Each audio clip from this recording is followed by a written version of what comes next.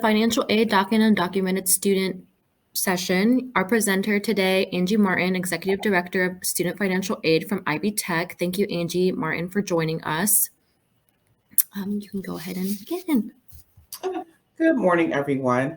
As she said, I'm Angie Martin, and I'm going to talk about ways to fund your college education when you're a DACA and undocumented student.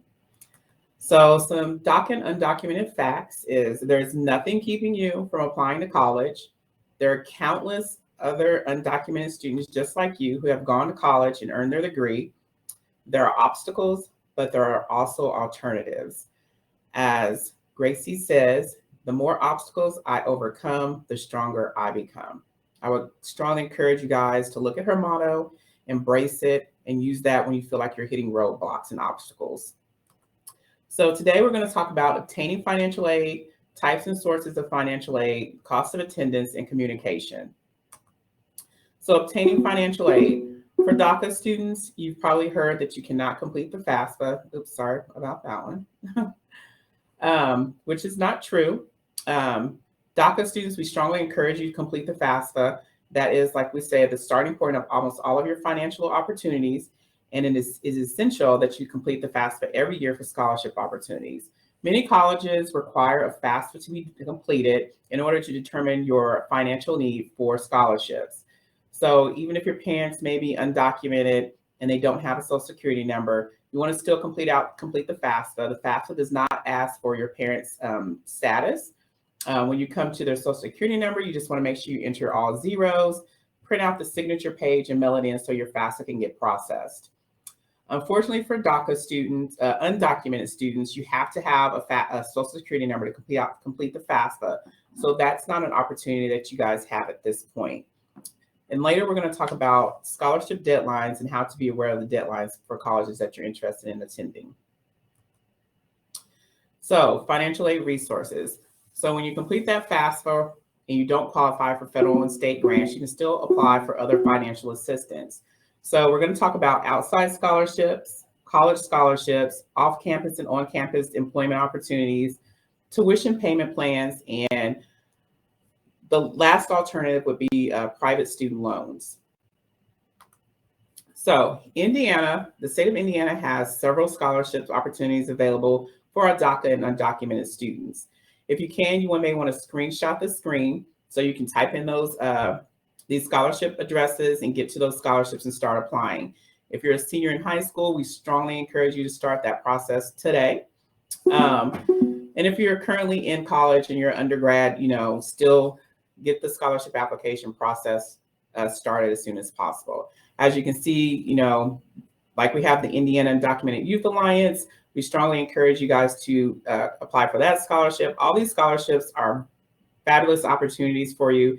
They can pay some or all of your tuition for college.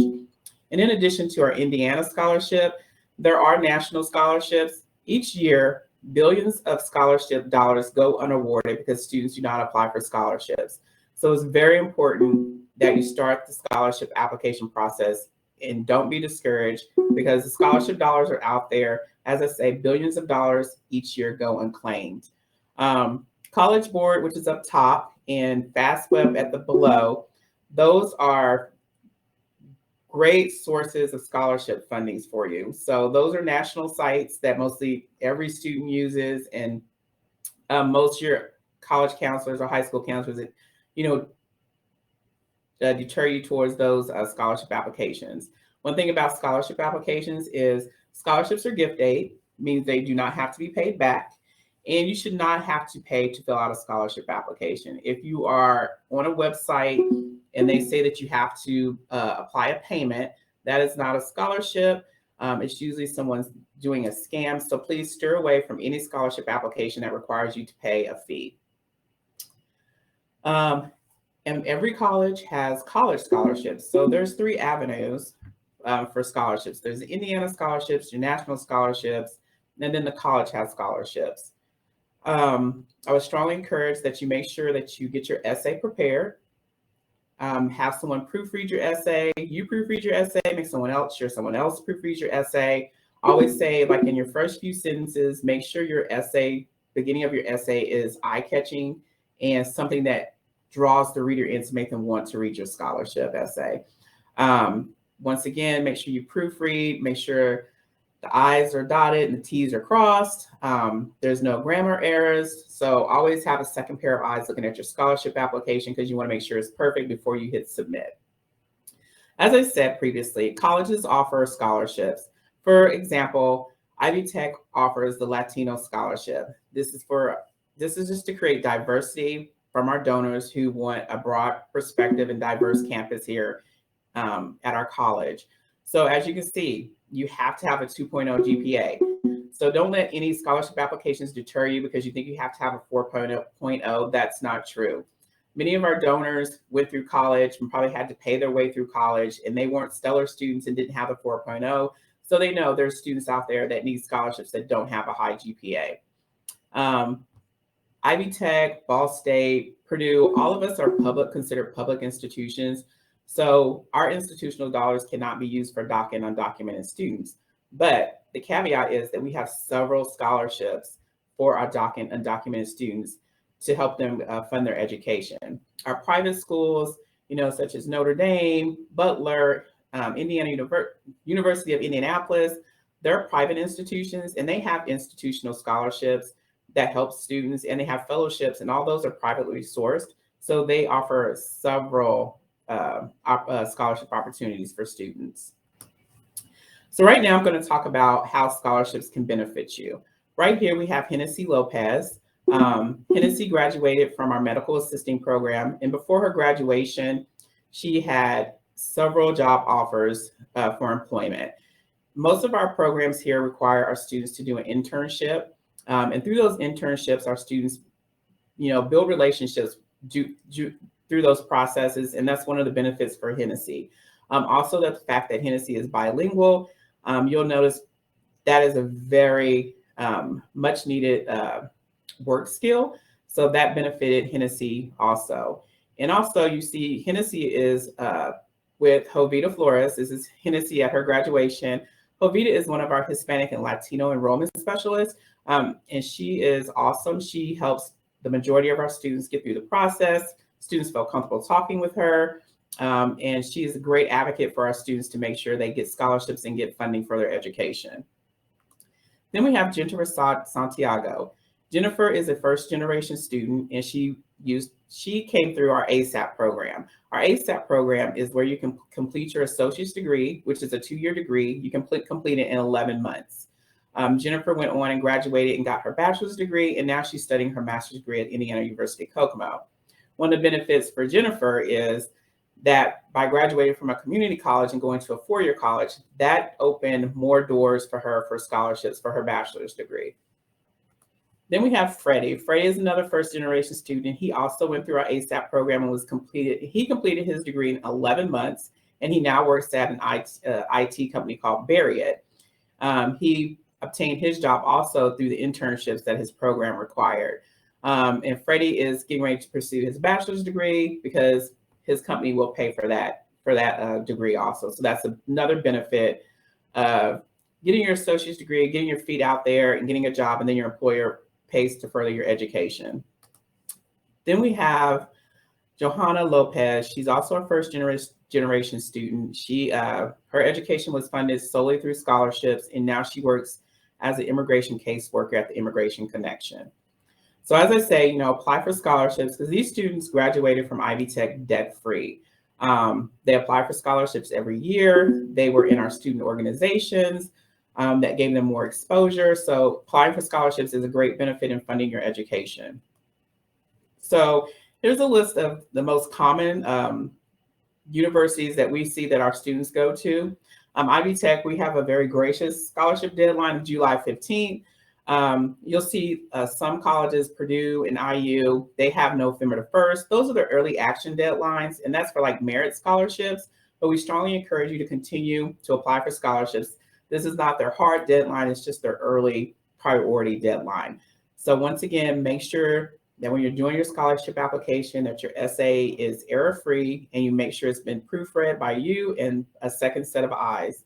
And that's one of the reasons why we strongly encourage our DACA students to complete the FAFSA, because for some colleges, Your FAFSA and your admissions application is your scholarship application. So we strongly encourage you to complete both. Another benefit for our DACA students is employment. You can work at the universities or the colleges that you attend. As I mentioned earlier, the 4 students that I showed previously, they all did internships. Some were paid, some were unpaid. For our undocumented students, you can also do internships. They can be paid. Some colleges give you a stipend for non-employment based internships. So just don't feel like you're discouraged. You just have to have those conversations with your financial aid office to let them know what your need is, because they won't know if you don't tell them. So here is great opportunities for students who want to work part-time. All these employers have tuition assistance for part-time employees. We're mostly known that you have to be full-time to receive tuition assistance, but these employers here strongly encourage their part-time staff to complete their education, and they pay for your tuition. So this is a great opportunity for students right here. And look, and if you work at T-Mobile or Verizon, you probably get a discount on your cell phone. So that's a great thing too. Tuition payment plans. Every college has a tuition payment plan. So it's not, your tuition is $10,000, you have to pay it up front. So we strongly encourage that if you're going to do tuition payment plans, that you start the payment plan process early to lower your monthly bill. With tuition plans, you have no debt, there's no interest, there's no credit checks, it's not a loan. So therefore, it's not something that you're going to be paying off year for year. Usually the online process is simple. You get monthly payments. Most of them have it where you can stretch it out for the whole semester. But as I said previously, make sure that if you're going to do tuition payment plans, that you start the process early. Private student loans. I never encourage anyone to take out student loans, but if this is your only alternative, I strongly suggest if you take out a student loan, that you take out only what you need for your cost of your education. These lenders do provide student loans for DACA and undocumented students. For undocumented students, you will have to have a co-signer to do those loans. But these give you like a kind of set of, the interest rates, like College Avenue, of course, has the best interest rates at 0.9%. And, you can see the years that you have to pay back. So it's not something that you have to pay back immediately like your tuition payment plan, but these are just like an alternative. If you want to continue your education, you feel like you have no other means, then these are private loan options for you. And then pretty much everyone wants to know, what is cost of attendance? Cost of attendance is what the higher education feels it costs to attend college. So if you log on into your student portal at your college and you and your parents see that it says $18,000, it's like, we don't have $18,000. That is just a combination of your tuition and fees, your room and board, your books, supplies, tuition, and miscellaneous expenses. Your direct cost for college is basically your tuition and fees and your books and supplies.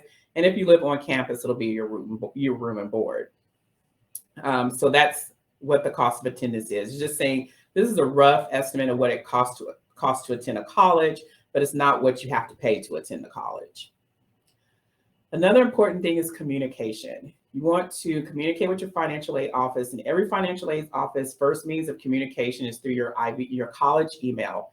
So it's important that you monitor your email frequently. Once you get into college, you're going to see that your email box is flooded with emails, from everyone, but you still want to make sure that you pay attention to your college email, because when it comes from financial aid, that's where we have information. We may need additional information from you, or there may be deadlines that you need to meet to get a scholarship.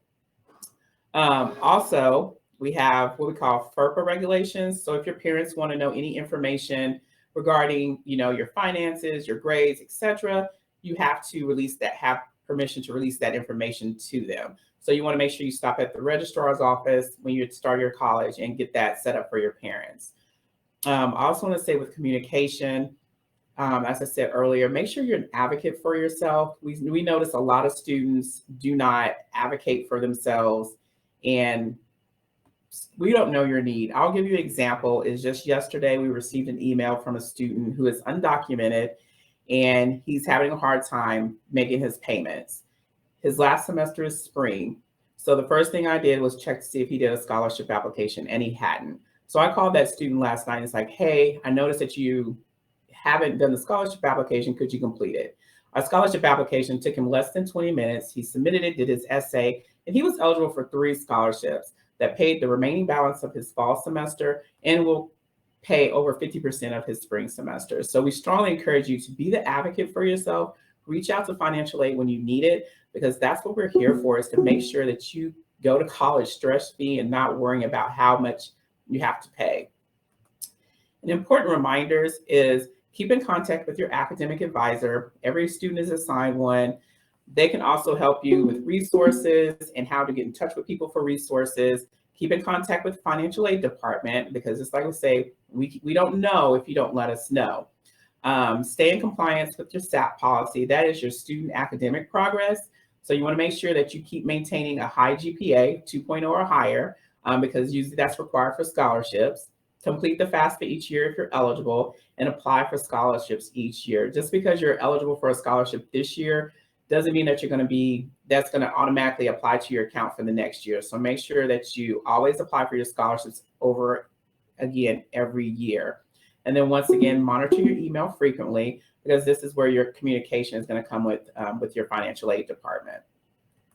So do we have any questions?